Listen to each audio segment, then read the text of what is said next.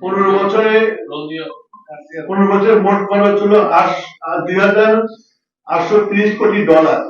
বর্তমান বিনিময়ের হারে 3,33,900 কোটি টাকা।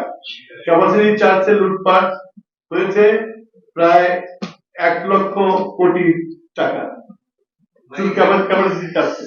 15 বছরে মোট খরচ হলো $2,830 কোটি। বর্তমান বিনিয়োগ হারে 3,33,940 কোটি টাকা। ক্যাপাসিটি চার্জে লুটপাট করেছে 1,00,000 কোটি টাকা। ক্যাপাসিটি চার্জে চলে গেছে।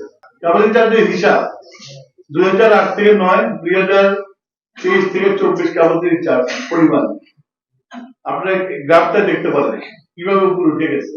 2008-9 হয়েছে 1,507 কোটি টাকা। 2011-12 হয়েছে 5,000 কোটি টাকা। 18-19 হয়েছে 8,900 কোটি টাকা। 22-23 হয়েছে 17,155 কোটি টাকা। তার অর্থ হলো যে এই যে প্রাইভেট সেক্টরে যে পাওয়ার গুলো দিয়েছে সেই পাওয়ার গুলো চলে নাই এবং তারা এই টাকাগুলো তাদেরকে পেমেন্ট করেছে।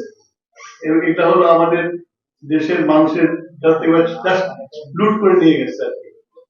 এবং এদের এইসব পাওয়ার প্ল্যান্ট গুলোর বেশিরভাগ মেশিন খারাপ, কিন্তু খারাপ মেশিন এনে টাকা কামাই করে চলে গেছে, যাতে আরো পাওয়ার শিল্প রয়েছে। আর এই লুটপাটের অংশ কারা কারা ছিল? ক্যাপাসিটি চার্জের শীর্ষ 5টি কোম্পানি। সামিট নিয়েছে 10,623 কোটি টাকা। অ্যাগ্রো ইন্টারন্যাশনাল নিয়েছে 7,932 কোটি টাকা। আরদা পাওয়ার হোল্ডিংস নিয়েছে 7,523 কোটি টাকা।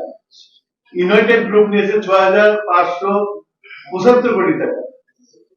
আর আরপিসিএল নিয়েছে 5,117 কোটি টাকা। ওখানে বারে দেখানো হয়েছে capacity charge distribution among the top 10 companies। ওখানে লেখা আছে, দেখে নেন আপনারা।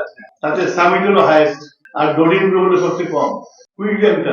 কুইক রেন্টাল সাধারণত আসে আপৎকালীন জন্য, কিন্তু এটা কুইক রেন্টাল এনে আপনার 2 বছরের জায়গায় 15 বছর পর্যন্ত চালাচ্ছে। এবং এইসব কুইক রেন্টালের পিছনে আবার সরকার 75% বিনিয়োগ করেছে উইদাউট এনি রিটার্ন। এই যে এখানেও একটা লুট। ভারত থেকে বিদ্যুৎ আমদানি 9 বছর ক্যাপাসিটি চার্জ দিয়েছে 11,015 কোটি টাকা।